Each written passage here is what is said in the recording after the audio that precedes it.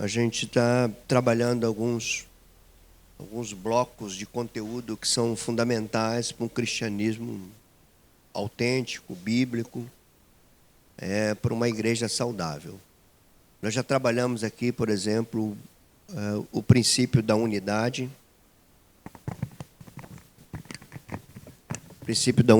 da comunhão. Vamos falar isso ainda mais. E já desde o mês passado que nós estamos falando de santificação e vida piedosa. Essas coisas, irmãos, são marcas distintivas de um crente.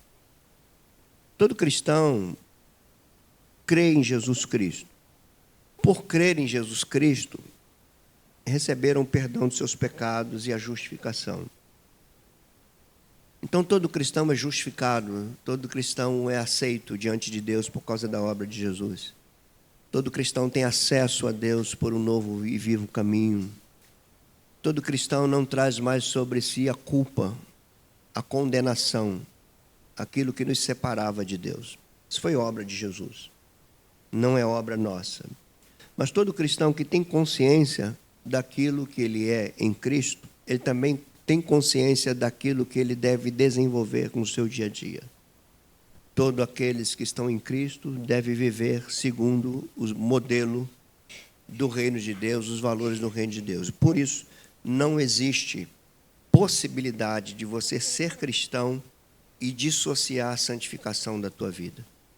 A justificação em Cristo é feita de uma vez por todas pela obra de Jesus e nós nos apropriamos disso pela fé. Mas a santificação é algo que nós vamos fazer até o fim da nossa vida. Então, tem áreas da nossa vida sempre que precisam ser santificadas, aperfeiçoadas, e isso é um processo para sempre. E nós discorremos sobre isso já no capítulo 6 inteiro de Romanos, depois no capítulo 7 inteiro de Romanos, e no domingo passado nós começamos no capítulo 8 de Romanos e fomos até o verso 11. E hoje nós vamos continuar no capítulo 8 de Romanos, só que nós vamos do versículo 12 até o versículo 17.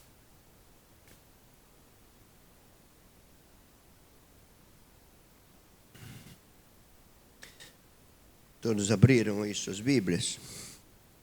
O texto sagrado diz assim, são palavras do apóstolo Paulo, só entenda o seguinte, você está lendo o verso 12, é claro que isso está conectado com os versículos anteriores, com tudo aquilo que Paulo está escrevendo nessa carta, e essa nova sessão que começou no capítulo 8, que começa com, agora não há condenação para os que estão em Cristo Jesus, né, que não andam segundo a carne, mas segundo o Espírito. Ele começa assim, lá no capítulo 8, do versículo 1. E aqui a gente está dentro desse capítulo, numa segunda sessão, que começa no verso 12, e que vai até o verso 17, que nos diz assim: assim, pois, irmãos, somos devedores. Aqui ele tem uma consciência de dívida. Somos devedores, porém ele fala que nós devemos agora outro. Não a carne, como se constrangidos a viver segundo a carne. Porque se viver de segundo a carne, aqui ele dá um alerta, se viver de segundo a carne, caminham para a morte. Mas se pelo Espírito mortificardes os feitos do corpo, certamente vivereis. Verso 14, então, ele vai falar, pois todos os que são guiados pelo Espírito de Deus são filhos de Deus. Porque não recebestes o espírito de escravidão para viverdes outra vez atemorizados, mas recebestes o espírito de adoção, baseados no qual clamamos Abba, Pai. O próprio Espírito testifica com o nosso espírito que somos filhos de Deus. Ora, se somos filhos de Deus, somos também herdeiros. Se somos herdeiros de Deus, somos co-herdeiros com Cristo. Se com Ele sofremos, também com Ele seremos glorificados. Senhor, bendito és Tu por nos conceder acesso à Tua palavra. E agora, com temor, com humildade, com espírito quebrantado, nós te suplicamos que de uma forma simples, clara, direta, objetiva, porém profunda, Tu fales ao nosso coração e às nossas mentes nesta manhã. Em nome de Jesus nós oramos. Amém. Irmãos, como eu disse, se o apóstolo começa a falar nesse capítulo, desde o capítulo 6, ele está falando dessa nova vida em Cristo, da santificação. se você me acompanha bem, né, ele vai estar trabalhando assim possíveis indagações que pudessem surgir no ensino dele. Paulo ensinava categoricamente que nós somos justificados pela fé somente, não é por obras da lei e não por um esforço da nossa carne. Nós somos justificados porque Jesus morreu no nosso lugar. Ele pagou o preço pela nossa absolvição. Então nós somos agora justos, não mais culpados diante de Deus, porque a nossa culpa caiu sobre Cristo. Esse é o ensino de Paulo. E ele, quando vai discorrer isso nessa carta, ele também imagina as possíveis objeções que o ensino dele poderia ter. E ele se antecipa a responder a essas objeções. Por exemplo, no capítulo 6, ele apresenta, no capítulo 6, no verso 1, ele apresenta uma objeção quando ele diz assim: que diremos, pois? Então nós vamos agora viver no pecado para que a graça seja mais abundante? Por que ele faz essa pergunta retórica? Porque ele havia dito que aonde abundou o pecado, superabundou a graça. Então ele antecipa uma possível objeção de uma mente, né, carnal, que vai dizer: então tá bom, se aonde abundou o pecado, superabundou a graça, então se tiver mais pecado, vai ter mais graça. Seu pensamento, ele vai falar assim: não, de modo nenhum, como é que nós podemos viver por pecado se nós morremos para ele? Então ele começa a explicar sobre isso, a indagar, a fazer perguntas, a responder essas perguntas, e ele é simplesmente brilhante nisso. No capítulo 7, ele não vai ficar sem responder uma inquietação. A inquietação é o seguinte: como eu posso corresponder à justa exigência da lei, que é santa, que é boa? Como que eu posso, se eu tenho dentro de mim incapacidade para isso, se eu tenho dentro de mim inclinação para o pecado? Ele responde isso no capítulo 7. Ele não nega o conflito. Ele fala: há um conflito, o problema não está na lei, a lei é boa, a lei é santa, a lei é justa, o problema está em nós, que não conseguimos corresponder a ela, que não temos a força que ela nos exige, que não correspondemos àquilo que ela requer de nós. E ele termina o capítulo 7 fazendo uma pergunta inquietante. Ele diz: quem vai... O miserável homem que eu sou, desventurado homem que eu sou, porque a lei é justa, as exigências da lei é para o meu bem, é para a vida, mas eu não consigo corresponder a isso. Mesmo que no meu interior eu queira fazer o bem, eu acabo me vendo fazendo o que eu não queria. Ele está dizendo: eu por mim mesmo eu não me livro disso. Eu estou numa coisa sem saída. A lei é boa, eu não. Então como que eu vou estar bem diante de Deus se eu não consigo fazer aquilo que a lei exige de mim? Então ele dá esse brado: desventurado homem que eu sou, quem é que pode me livrar do corpo desta morte? E ali, já no final do capítulo 7, ele começa a responder. Ele diz: mas graças a Deus por Cristo Jesus, de modo que na minha mente eu sou escravo da lei de Deus, mas na minha carne tem uma lei do pecado. Ele começa o capítulo 8 falando como isso foi resolvido. Ele vai dizer assim: não há mais condenação para os que estão em Cristo Jesus. Não há mais a punição da lei. Não há mais a maldição da lei. Por quê? Porque vocês cumpriram? Não, nós somos desventurados, nós não conseguimos cumprir. Então por que não há mais condenação? Aí ele vai dizer: porque que aquilo que a lei exigia, Deus fez no seu Filho. No seu Filho. Ele deu vitória sobre a lei do pecado e da morte. E ele fez como que correspondêssemos à justa exigência da lei de Moisés. Isso é maravilhoso demais. A gente falou isso no domingo passado. São textos assim, irmãos, que jamais podem sair de diante dos nossos olhos. São textos tão preciosos que devem ser fruto da nossa meditação a vida inteira. A vida inteira. Você tem que meditar em verdades como essa, se dedicar à leitura da Escritura. Então, raciocina comigo. Se o apóstolo havia dito que na carne ninguém agrada a Deus, e aqueles que se inclinam para a carne inclinam-se para a morte, ele que disse que a lei não tem poder de justificar, embora ela exija isso, e ela seja santa, justa e boa. Se ele falou isso tudo, agora ele está ensinando um caminho mais excelente para lidar com isso. E é o caminho da graça. Ele não está negando a necessidade de santificação, mas ele está mostrando o caminho da santificação. E é um caminho de santificação por meio da graça. não é uma santificação produzida pelo chicote da lei, não é uma santificação que é produzida pela ameaça da condenação. Não é questão do crente se santificar para não ir para o inferno. É questão do crente se santificar porque sabe que não vai para lá. Então ele está mostrando um caminho mais excelente que eles desconheciam. Não é pelo chicote da lei, não é pela ameaça da condenação, mas aí ele vai falar por que é pelo espírito da adoção. Eu fico impressionado como Paulo usava essas palavras, né? Justificação, adoção. Se você reparar bem na Escritura, os outros escritores não usam essas palavras. Essas palavras são particularidades de Paulo. Paulo que ele trouxe essas palavras do mundo romano. Justificação é uma palavra do mundo romano. Justificação era uma palavra do tribunal de Roma. Quando a pessoa era absolvida, ela era justificada daquela culpa. Então ele trouxe isso. A adoção é a mesma coisa. Uma pessoa adotada no Império Romano, ela tinha os mesmos direitos do filho legítimo. Então ele está falando isso, trazendo para nós. O que vai nos santificar agora não é a sombra da lei nos ameaçando, não é o medo da chicotada da lei, da condenação, mas é o fato de termos recebido um espírito de adoção. E esse espírito de adoção nos permite, nos condiciona, nos leva a um relacionamento com Deus como jamais tínhamos. É a questão de Deus não necessariamente como um senhor que impõe suas leis, mas como um pai que acolhe. Aqui a ideia paternal de Deus surge. E a grande lição desses versículos que eu li para vocês aqui, ou com vocês, a grande lição é a vida no Espírito. E o grande desafio nesta manhã para você que vai sair daqui depois de ouvir essa palavra, é avaliar como está a tua vida no Espírito. Porque você pode avaliar como é que está a tua vida religiosa. A minha vida religiosa, eu tenho ido para a igreja, eu tenho feito isso, eu me envolvo com as coisas lá, dou aula, eu faço isso. É a tua vida religiosa, a tua vida litúrgica, a tua vida eclesiástica. Mas o que eu quero é que você dê um corte mais profundo aqui. Eu quero que você avalie a tua vida no Espírito.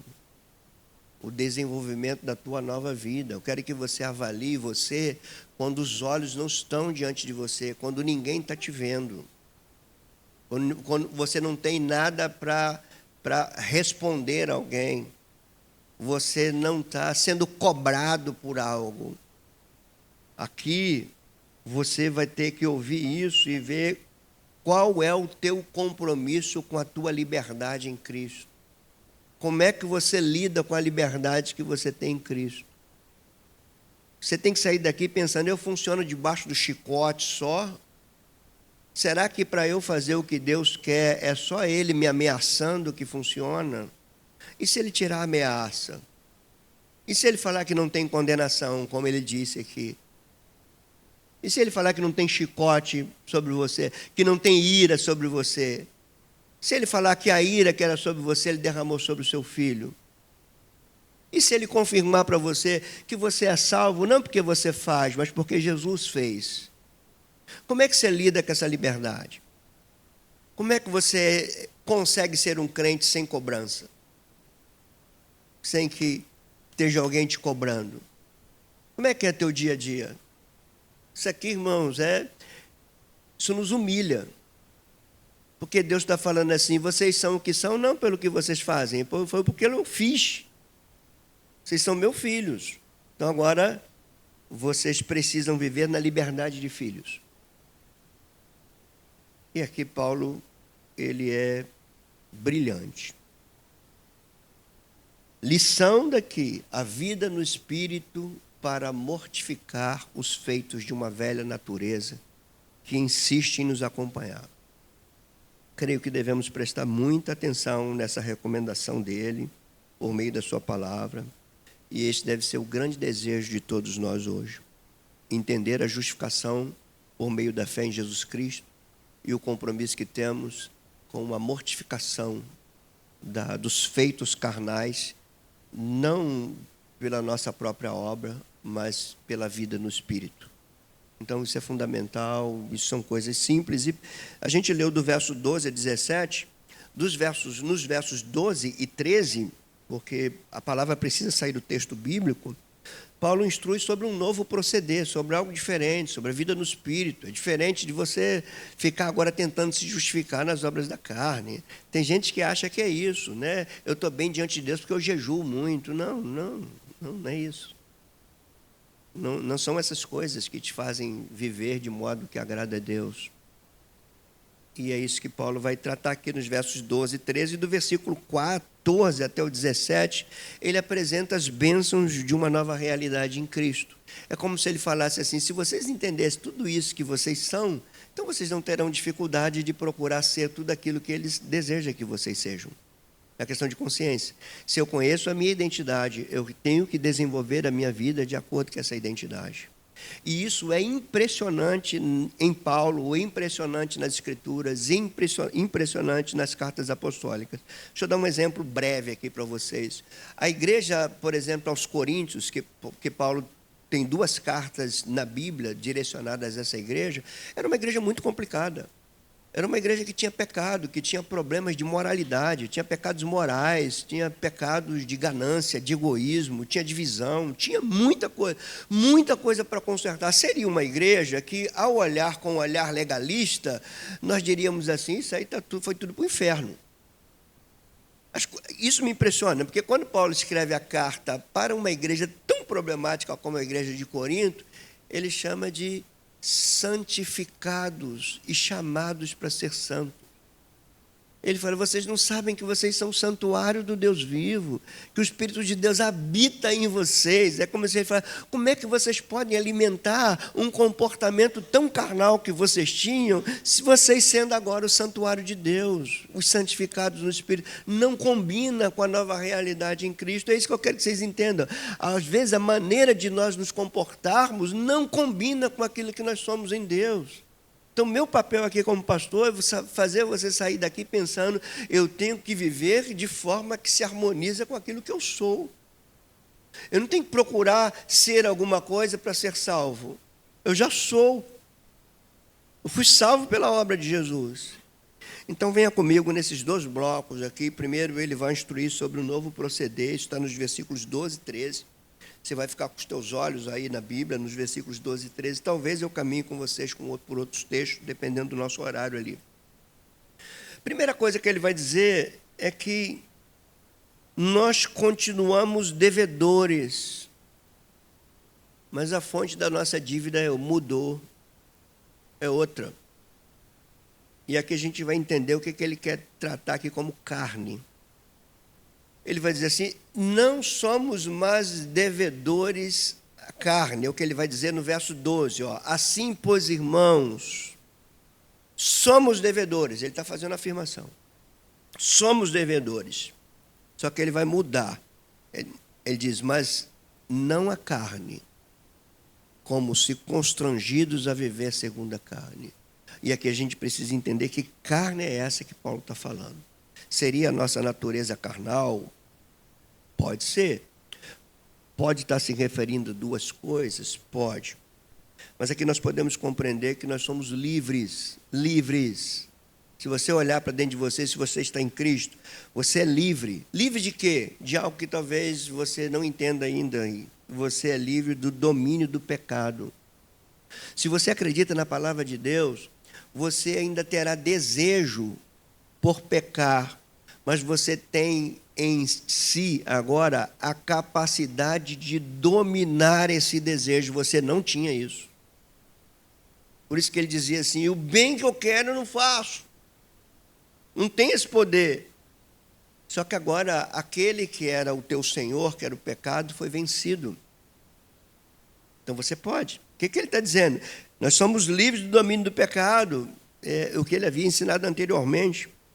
Mas ele também diz assim: vocês também estão livres do constrangimento de ter que viver debaixo de um regime legalista. Presta atenção no que eu estou falando. Ele está falando assim: vocês estão livres do domínio do pecado que fazia com que você se humilhasse, porque aquilo que você queria fazer você não conseguiria. Mas eu estou dizendo para você que agora você consegue. Mas ele dá uma cartada mais funda e ele diz: vocês não estão livres apenas do domínio do pecado, vocês estão livres da ameaça da lei. E aqui que ele chama a lei de carne. E se vocês me permitem, eu quero ler um texto bíblico, vocês não precisam abrir aí não, só quero que vocês acompanhem aqui, porque eu quero mostrar que Paulo também trata de carne, um regime legalista. Paulo sempre quis dizer que se você ou eu quisermos nos aperfeiçoar, confiando na nossa carne, nas práticas religiosas externas, nos títulos que nos dão, nas posições que nós temos, se nós confiamos nessas coisas, Paulo está dizendo assim, vocês estão confiando na carne. Vocês precisam confiar no que Cristo fez, não naquilo que vocês fazem. Isso aqui é uma linha tênue, porque a gente não confia no que a gente faz, mas a gente tem que fazer. Olha o que ele diz em Filipenses 3. Eu vou ler para vocês entenderem bem essa questão aqui da carne que ele trata logo no versículo 12. Eu vou ler rapidamente, só peço que você preste atenção na leitura. No verso 13 ele vai dizer assim: quanto mais, irmãos meus, alegrai-vos no Senhor. E aqui ele fala uma das coisas que eu acho mais preciosa no ensino dele, e que eu sempre trouxe para a minha vida. Ele diz assim: a mim não me desgosta, e é segurança para vocês todos, que eu escreva sempre as mesmas coisas. Ele está dizendo, olha, a saúde espiritual de vocês não está em buscar uma novidade, e sim se aprofundar nas mesmas coisas. É o aprofundamento da consciência cristã e não a busca de novidades. Quando a gente precisa de uma novidade para nos sentirmos bem, nós estamos confiando na carne. E é isso que Paulo está dizendo aqui. Reparem como ele diz assim, depois ele vai falar assim: acautelai-vos dos cães, acautelai-vos dos maus obreiros, acautelai-vos da falsa circuncisão, porque nós, diz que estão em Cristo, nós é que somos a circuncisão. Por quê? Ele diz, porque nós adoramos a Deus no Espírito, nos gloriamos em Jesus Cristo, e não em nós, e não confiamos na carne. Isso é a tua identidade, é a minha identidade. Agora, o que é não confiar na carne? Ele está aqui esclarecendo melhor na carta aos Filipenses. Ele diz, bem que eu poderia confiar também na carne. Por quê? E ele vai dizer assim, se qualquer outro pensa que pode confiar na carne, eu posso ainda muito mais. Por quê? Porque eu fui circuncidado ao 8º dia. Porque eu sou da linhagem de Israel. Porque eu sou da tribo de Benjamim. Porque eu sou hebreu dos hebreus. Porque eu, quanto à lei, eu fui fariseu. E quanto ao zelo que há na lei, eu fui perseguidor da igreja. E depois ele diz, quanto à justiça que há na lei, eu fui irrepreensível. E aqui ele vai dizer, mas o que para mim era lucro, isso eu considerei perda, por causa de Jesus Cristo. Sim, deveras eu considero tudo como perda, por causa da sublimidade do conhecimento de Cristo Jesus, meu Senhor. E se referindo a Jesus, ele diz, por amor do qual, amor a quem? A Jesus. Por amor do qual perdi todas as coisas. E as considero como refúgio para ganhar a Cristo. E aqui o que me impressiona, ele diz assim, e ser achado nele. Irmãos, olha, eu falo com emoção na minha alma. Se tem uma coisa que você precisa desejar para você, é ser achado em Cristo. Aos Colossenses ele vai dizer, a nossa vida está oculta nele. É ser achado em Cristo. Tua identidade está nele. O que você é está nele. Fora dele, você volta a ser o que você sempre foi. Tua identidade está em Cristo. A graça de fazer o bem está em Cristo. A graça de amar e de desenvolver virtudes na tua vida está em Cristo. Se a tua vida não foi encontrada em Cristo, você é uma lástima. É nele. Não é num regime de lei externa. Não é num estereótipo religioso. É minha vida encontrada nele. Não é a minha vida encontrada no que eu faço, nas minhas pregações, nos meus ensinos, na minha maneira de administrar a igreja. Não, a minha vida tem que ser encontrada nele. A minha vida não depende de ser encontrada em você, ela tem que ser encontrada nele. Se minha vida for encontrada nele, as justas exigências da lei vão se cumprir em mim. Eu vou poder ser fiel à liberdade que tenho nele, que ele me deu. Então são textos preciosos demais para nós e, penso eu, bastante ignorado pela igreja. Irmãos, nós precisamos ser um povo da Bíblia. Precisamos.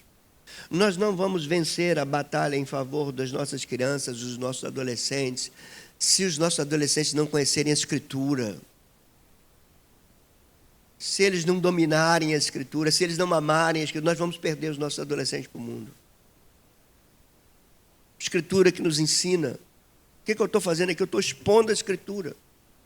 Ele prossegue, diz, ainda no verso 9, né? Se achado nele, não tendo justiça própria, que procede da lei, senão a justiça que é mediante a fé em Jesus Cristo, justiça que procede de Deus, baseada na fé, para eu conhecer, e conhecer o poder da sua ressurreição, e conhecer a comunhão dos seus sofrimentos, conformando-me com ele na sua morte, para que de algum modo eu também alcance a ressurreição dentre os mortos. Ou a tua vida está em Cristo, ou você faz turismo religioso a cada domingo. Ou a tua vida é encontrada nele, ou você aderiu um modelo religioso para trazer talvez algum conforto na tua mente. Então a primeira coisa que ele trata aqui é isso. Depois ele vai dizer, agora Romanos 8, que é o nosso texto, tá? No verso 13 ele vai dizer que continuar, eu quero que você preste atenção nisso, continuar a obedecer às antigas paixões da tua carne. Aí é a hora de você e eu, a gente aprender a se avaliar. Será que a gente está obedecendo às nossas antigas paixões, que envolve tantas coisas, que difere de um para o outro? Será que a gente continua sendo preguiçoso como era? Será que a gente continua sendo malandro como éramos? Será que a gente ainda continua dando jeitinho, esperto como a gente era? O que ele vai dizer? Se vocês viverem segundo a carne, vocês vão caminhar para a morte. Isso é profundo, né? Se vocês continuarem com aquela velha natureza que vocês tinham e confiando na regulamentação da lei para viver, vocês vão caminhar para a morte. Porque a lei não te une a Deus, o que te une a Deus é Cristo. E morte é separação, vida é reconciliação. Se eu continuar do jeito que eu era, eu estou separado dele, mesmo ele tendo salvo. É aqui, irmãos, que a gente vai viver com a contradição entre o que eu sou em Cristo e o que eu estou sendo nesta vida. É aqui que vem a contradição. Então é um momento de você parar, olhar esse texto, contemplar o amor de Deus nessas palavras e perguntar, será que eu estou vivendo segundo a carne? Isso é fácil de fazer. Olhe para você e veja a maneira como você lida com as coisas, se é com a mesma mania de sempre. Esperto, esperta, com malícia, um veneno escondido por trás de palavras doces. Aquele que consegue espetar o outro até elogiando. É carne, irmãos. É carne. Quando alguém te faz um bem, você fala assim, até que enfim se elogia espetando. É a nossa velha maneira de viver, que Paulo está falando assim, vocês caminham para a morte, vivendo. Vocês continuarem vivendo do jeito que vocês eram, é porque vocês não entenderam que Cristo morreu no lugar de vocês. Vocês não entenderam que foi um sangue derramado. Vocês não entenderam que vocês têm um espírito de adoção. Vocês ainda não entenderam isso. Trata-se de uma morte causada, irmãos, pelos pecados da carne. A morte trazida pela antiga dispensação da lei. Paulo chama a lei, por exemplo, de ministério de morte. Então, isso eu quero muito que você entenda. Você entra por essas portas todo domingo.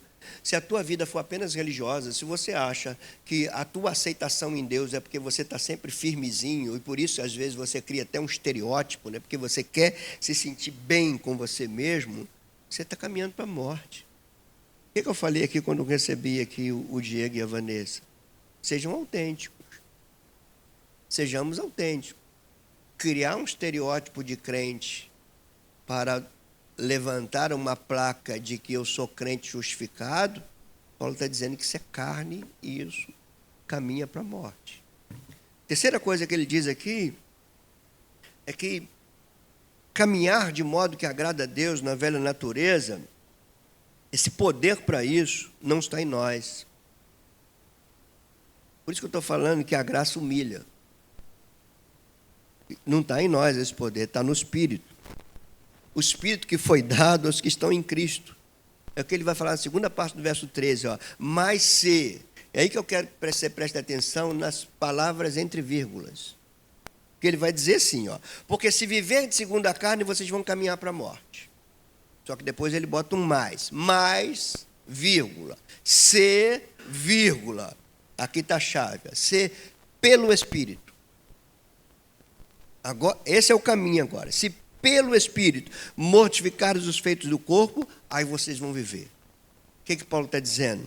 Vocês podem vencer, mas não vencem por vocês mesmos. E aqui, irmãos, é a contemplação do amor infinito de Deus. Aquele que derramou sua vida por nós na cruz e que nos fez aceitos por Deus, enviou a nós também o seu Espírito. E é o seu Espírito que nos leva a mortificar os feitos de uma velha natureza. E aqui eu tenho uma notícia para você que não sei se você vai gostar. Essa vida no Espírito para mortificar os feitos da velha natureza, você vai ter que fazer por toda a tua vida. Por toda a tua vida. A tua carne é teu inimigo. Tua carne pecaminosa te leva a fazer coisas que você condena nos outros. É só a vida no Espírito. A vitória sobre a carne, sobre as concupiscências da carne. Então não está na obediência externa dos ritos religiosos severos. Não adianta você impor regras severas sobre você. Você vai ver que você não consegue. Então a vitória sobre isso está na nossa rendição. A rendição da nossa vida aos domínios do Espírito Santo. Entender que o Espírito Santo é uma pessoa que habita em nós. Paulo fala assim, não entristeçam o Espírito Santo. É a pessoa que está em nós, é a pessoa do Deus Trino na minha vida e na tua vida. Sem o domínio dele sobre meus pensamentos, sobre a minha maneira de ver o mundo, ver as coisas, ver as pessoas. Irmãos, isso difere de um para o outro. Alguns estão mais evoluídos nisso, mais aprofundados, mais santificados, têm uma vida mais intensa com o Espírito, outros têm menos, mas é um desafio para todos nós e, ao mesmo tempo, um direito de todos nós, tocar a nossa vida pelo Espírito Santo. Ao invés de ser o chicote da lei, é a graça de Deus pela presença do Espírito dele em nós. Não é viver sem a lei, mas é viver a lei de Deus pela força do Espírito Santo e entender que nós não somos mais condenados. Por exemplo, irmãos queridos, quando você pega a carta aos Romanos que a gente está lendo aí, em textos anteriores, por exemplo, no capítulo 6, se quiser anotar, anote, mas não precisa abrir não. Ele vai dizer assim do verso 17 em diante. Preste atenção, mas graças a Deus, diz Paulo, olha aqui a ênfase, mas graças a Deus, porque outrora vocês eram escravos do pecado, mas agora vocês vieram a obedecer de coração. Guarda uma frase contigo. Não existe vida sem obediência. Todos obedecem a alguma coisa. Até aqueles que dizem que não estão obedecendo a nada nem ninguém. Ou vocês obedecem a uma forma nova de doutrina que vocês recebem no reino de Deus, ou nós vamos obedecer à doutrina do império das trevas que se impõe sobre nós. Então o que ele está falando aqui, vocês vieram obedecer de coração uma forma de doutrina que fosse integre, e uma vez que vocês foram libertos do pecado, vocês foram feitos servos da justiça. E aqui é interessante quando ele diz assim, eu falo como um homem.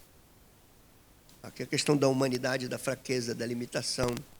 Eu falo como homem, por causa da fraqueza da vossa carne. Então, ele não está ignorando isso.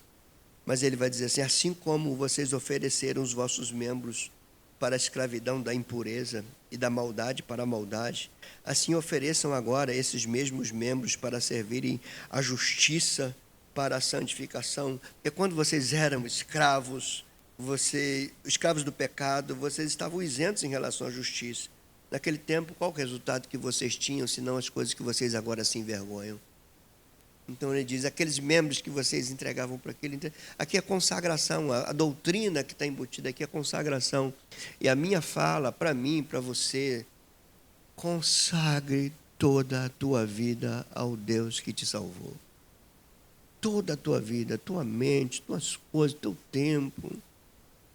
Acabou o tempo da gente dar desculpa, irmãos. E eu vou falar isso sempre como irmão que sou, como pecador que sou e como pastor que sou. Eu não posso ser o marido que eu era antes de Cristo. Não posso.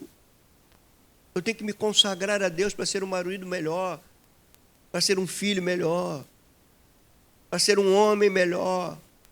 Não é na força do meu braço, é na minha consagração àquele que tudo pode. É em Deus, não é em mim. É em Deus e não num código de conduta. É nele. É procurar uma conduta santa porque eu o amo, porque ele me amou primeiro, porque quando eu era inimigo ele me reconciliou, quando eu era pecador ele morreu por mim. O cristão ele vive numa mão contrária desse mundo. O que nos constrange não é a ameaça do inferno, o que nos constrange é o amor de Deus. Como diz Paulo aos Coríntios, o amor de Cristo nos constrange, julgando nós isso, que um morreu por todos. Logo, todos aqueles que vivem agora não vivem mais para si, mas vivem para aquele que por eles morreu e ressuscitou. Vida cristã é entrega, vida cristã é consagração, mas é consagração verdadeira, genuína. O desejo do meu coração é que Deus fale profundamente à tua mente, ao teu coração. E você não se conforme em continuar o mesmo homem, a mesma mulher, apático, apática, indiferente, superficial, acostumado com coisas externas. É necessário uma vida consagrada. Consagrar os nossos membros. Consagrar o nosso tempo. Consagrar nossos pensamentos, nossas emoções. Irmãos, eu falo uma coisa que eu já falo muitas coisas, mas é uma coisa que às vezes eu falo brincando, mas são coisas que me entristecem muito. Deveria ser vergonhoso um crente só pegar na Bíblia no domingo. Deveria ser vergonhoso um crente só pregar na Bíblia para buscar o texto que deseja. Deveria ser vergonhoso uma família que passa dia após dia e sequer nem na hora da refeição se reúne para orar. Deveria ser vergonhoso uma casa onde a Bíblia não é ensinada. Consagrar, irmãos, não é para sermos salvos, não, é porque somos. Não é para estarmos com o Senhor, não, é porque nós temos Ele. Não é para nos livrar da condenação, não, porque já somos livres. É consagração por uma nova via, pelo Espírito que está em nós. Olha o que Jesus fala sobre o Espírito. Ele conduz a toda a verdade. Ele santifica.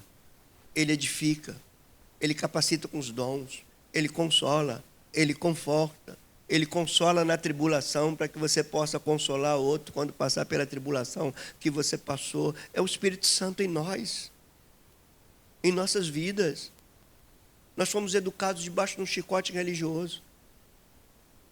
Grande percentual muito grande de crente jejua para conseguir alguma coisa em Deus.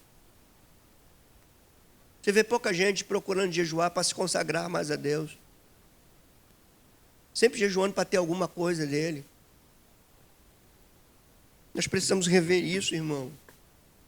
Você sai todo dia para a tua casa, para o teu trabalho. O trabalho foi Deus que te deu. A força para trabalhar é Deus quem te dá.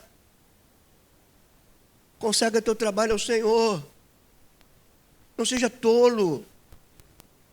Como eu falei ainda agora, não queira que Deus use a vida para te ensinar. Aprenda com o Espírito dEle, com a palavra dEle. Coloque essas coisas na tua vida. Depois de Paulo falar dessa nova maneira de tocar a nossa santificação, ele vai falar das bênçãos de uma nova realidade que nós temos em Cristo, e ele fecha a questão aqui. E ele vai dizer 5 coisas. Primeiro, ele vai dizer que agora nós somos filhos. E talvez isso soe como algo comum. E talvez a gente não pare para pensar o que é ser filho de Deus. Não é nosso isso, não foi você que quis ser filho. Como diz o apóstolo João, se referindo a Jesus, ele diz assim, ó, ele veio para o que era seu, e os seus não o reconheceram. Mas todos os que receberam, tiveram o poder de se tornarem filhos de Deus. Mas eles não nasceram da carne, da vontade própria, da vontade do homem. Eles são filhos por vontade de Deus. Não sei como é que você entende isso. Você é filho dele. E não é só isso, ele diz assim, ó, pois todos os que são guiados pelo Espírito de Deus são filhos de Deus. Ele coloca uma referência aqui. Ele coloca algo que legitima ser filho. Ele coloca algo que vai ratificar, é o distintivo de ser o filho. Como, à luz desse texto, eu me entendo como filho? A resposta é, se eu tenho sido guiado pelo Espírito dele. É o que ele diz, todos os que são guiados pelo Espírito de Deus são filhos de Deus. Ser filho e não ser guiado pelo Espírito de Deus é um filho bastardo. É um filho que está ignorando o pai, ignorando a casa do pai. Quantas coisas tem aqui para a gente, irmão? Podemos ter um ágape com muitas coisas, mas não podemos ficar sem a palavra dele. Sem nos dirigindo, sem nos orientando. A outra bênção que ele fala de uma realidade em Cristo, ele vai complementando as coisas, né, próprio de Paulo, ele vai evoluindo no raciocínio dele. Depois que ele falar que os filhos de Deus são guiados pelo Espírito de Deus, ele diz que esses que são filhos porque receberam um espírito de adoção. E aqui, de maneira brilhante, ele coloca o contraste entre filho de adoção e filho da escravidão. Contraste, quando ele diz assim no verso 15, porque não recebeste o espírito de escravidão para viverdes outra vez atemorizados. Repare, não é por medo. Quem quer se justificar nos códigos externos da lei, vai viver sempre atemorizado, porque você não consegue cumprir aquilo tudo. Você vai viver sempre atemorizado. Mas ele diz, não é o espírito de escravidão da lei que ele te deu. Ele vai dizer assim, vocês receberam o espírito de adoção. E é baseado nesse espírito de adoção que vocês clamam. E aqui ele fala de algo que ninguém pode fazer, somente aqueles que estão em Cristo. Chamar Deus de Pai. Abba, Pai. Papai. Pai meu. Pai que está comigo. Hoje é dia dos pais, não tem um pai superior a esse. Um pai que disciplina, mas não que destila ódio. Um pai que ama. Terceira bênção que Paulo vai tratar aqui, ele vai dizer que esses que são filhos de Deus, que são guiados pelo Espírito de Deus, que receberam o espírito de adoção e não o espírito de escravidão, esses possuem um testemunho interno, que é a maior dádiva que eu posso ter, um testemunho interno do Espírito com relação à nossa filiação. Eu sei que você já leu esse texto, talvez você não tenha parado para perceber a grandeza disso. Paulo está dizendo assim, é o próprio Espírito que testifica com o nosso espírito que nós somos filhos de Deus, que mostra a nossa identidade filial, que mostra Deus na sua essência paternal. E aqui, ele dá esse testemunho interno, o próprio Espírito testifica no nosso espírito. E eu quero que você venha aqui com esse cara aqui, para você pensar uma coisa. Quando você lê 1 Coríntios, preste atenção nisso. Quando você lê 1 Coríntios 2, versos 9, 10 e 11, eu vou tentar citar aqui de cor para vocês entenderem o meu raciocínio aqui, porque minha mente está cheia, o meu coração também. Ele vai dizer nos versos 9 de 1 Coríntios 12, ele vai citar Isaías e vai dizer assim: o quanto está escrito, o que os olhos não viram, o que os ouvidos não ouviram, o que jamais penetrou o coração do homem, é o que Deus tem preparado para aqueles que o amam. E depois ele prossegue e diz: mas Deus nos revelou aquilo que os olhos não viram, aquilo que os ouvidos não ouviram, aquilo que não havia penetrado no coração do homem. Deus nos revelou pelo seu Espírito, porque o Espírito prescruta o interior de Deus, a natureza de Deus. E ele vai se referir ao homem, ele diz assim: assim como a vida do homem está no espírito do homem, assim como se conhece o homem pelo Espírito do homem, assim também se conhece Deus pelo Espírito de Deus. Então pare comigo aqui: se o homem se conhece pelo seu interior, pelo seu Espírito dado por Deus, e se esse Espírito foi morto pelo pecado, eu também me perdi, eu também não me conheço mais. Mas em Cristo Jesus diz que eu sou vivificado.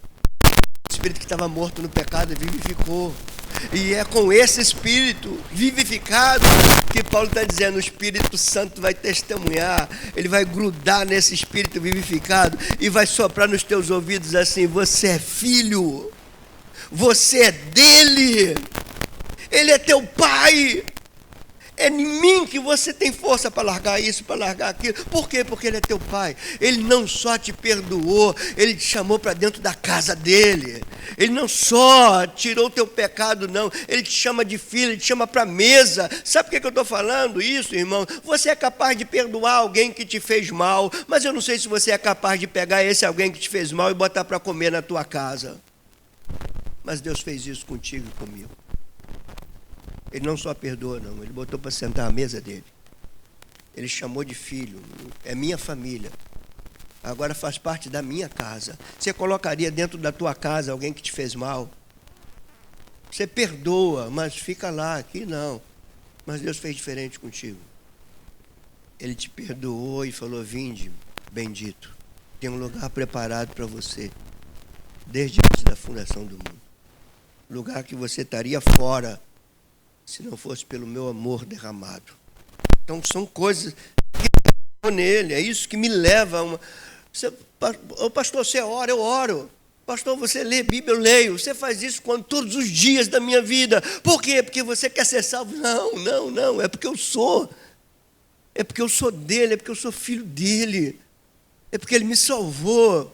Ele me deu uma nova mente. Ele abriu o meu entendimento. Por isso que eu vou para a palavra dele. Eu não vou para a palavra dele para querer um favor dele. Eu vou para a palavra dele porque ele já me favoreceu. Ele está comigo, eu amo a palavra dele. Pela palavra dele eu sei quem ele é. Pela palavra dele eu sei o que ele quer de mim. Pela palavra dele eu sei como corresponder a ele. Então, meu irmão, você que está me ouvindo, você é filho de Deus. Minha irmã, você é filha de Deus. Você não é qualquer um, não. Ele botou você dentro da tua casa. Veja como é que você responde a isso. Não é na força da tua carne, não. Porque você fica se esforçando na tua carne, depois você fica frustrado, dizendo: eu não consigo. Mais uma vez, eu tentei, eu não consigo. Anda, seu Espírito de Deus. Você não está com um chicote nas tuas costas. Você está com o sangue do Filho sobre a tua vida. É diferente, não é um chicote, é um sangue. É um caminho aberto para você. E quarto, ele diz: aqueles que se tornaram, que têm essa testificação do Espírito, esses, por serem filhos, por terem um testemunho interno do Espírito Santo dizendo e testemunhando com o nosso espírito que somos filhos, esses não são apenas filhos, eles são herdeiros de Deus. Por que eles são herdeiros com Deus? E a resposta é porque eles herdam com Cristo. Então, é herdeiros de Deus porque somos co-herdeiros em Cristo. Herdamos com Ele. É o que ele diz no verso 17. Ora, se somos filhos, nós também somos herdeiros. Somos herdeiros de Deus e somos co-herdeiros com Cristo. Uma das marcas maiores de um cristianismo distorcido é buscar a Deus apenas para se enriquecer materialmente. Aqui ele está dizendo, vocês são herdeiros de uma coisa que vocês não compram nem com dinheiro todo do mundo. Vocês são herdeiros da eternidade. Vocês não são herdeiros mais de um jardim, não, são herdeiros de uma cidade. Herdeiro, tudo que é dele é meu. E por último, ele vai dizer que aqueles que são filhos, que são guiados pelo Espírito de Deus, que receberam o espírito de adoção e não de escravidão, aqueles que têm um testemunho interno do Espírito dizendo você é filho, aqueles que se tornaram herdeiros e co-herdeiros com Cristo, esses todos têm uma referência nele. Eles seguem os passos de Jesus Cristo. E aqui eu acho, não tem uma maneira melhor de fechar esse sermão. O que seria aqueles que seguem os passos de Cristo? É aqueles que estão entre a cruz e a glória, entre o sofrimento do presente e a glória que vai ser revelada. E aqui num dos textos mais brilhantes de Paulo, ele diz, se com ele sofremos. É doído pregar um cristianismo sem sofrimento, irmão. Mas aqui tem uma coisa que eu não sei se você entendeu. Nós não sofremos sozinhos. Se com ele sofremos. Nós temos em nós alguém que intercede por nós. Então, se você passa por sofrimento, por lágrimas, por dores, que você sofra injustamente, que você sofra por causa dos dilemas da vida, das curvas da vida, mas não sofra porque você plantou na carne. Se você plantou na carne, você está sofrendo as consequências do teu plantio, é a graça de Deus e o perdão dele. Mas se você sofre como um cristão, se você sofre por preservar a tua fé firme no meio de uma geração tão apóstata como a nossa, então saiba que você sofre com ele. Mas olha o que ele diz, se com ele sofremos, com ele também seremos glorificados. O itinerário é esse, irmãos. Cruz, dor, sofrimento, angústia, aflições, caminhada de apertos para sustentar uma fé autêntica. E o final, glória. Notícia boa para você, o sofrimento tem fim, a glória não.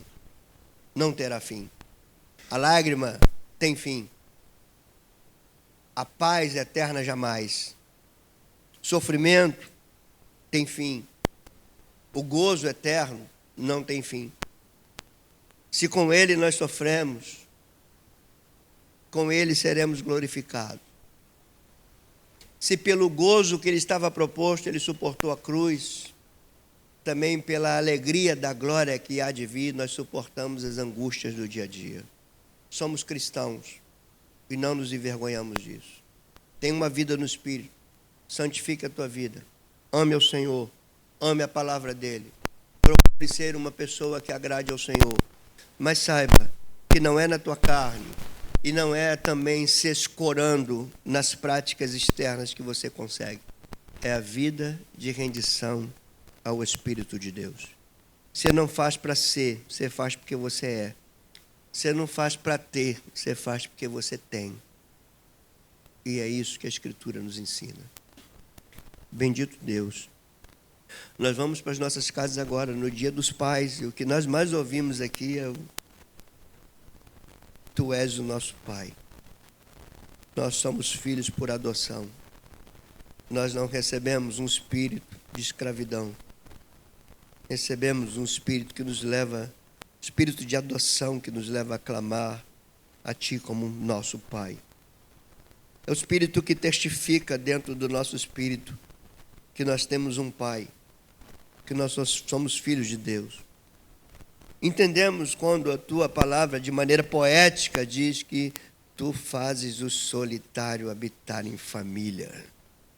Está aqui, Senhor, a tua família. Tu és pai. Jesus é o primogênito dentre muitos irmãos. Queremos viver de modo que te agrade, Senhor. Santifica-nos na verdade. A tua palavra é a verdade. Vamos sair daqui desse ambiente e lá fora as coisas continuam do mesmo jeito, Senhor. Cada um pensando em si, cada um correndo para matar um leão por dia, cada um querendo conquistar suas coisas, procurando se satisfazer nas coisas que possuem.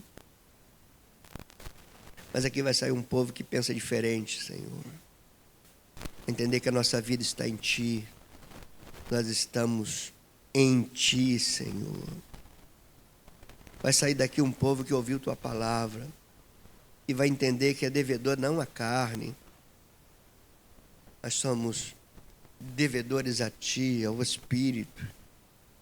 Um povo que sai daqui consciente a não viver segundo a carne, porque isso nos leva para a morte, mas entendendo que pelo Espírito podemos mortificar os feitos da carne para vivermos de maneira que agrada, vivermos a vida nossa que está oculta em Deus juntamente com Cristo.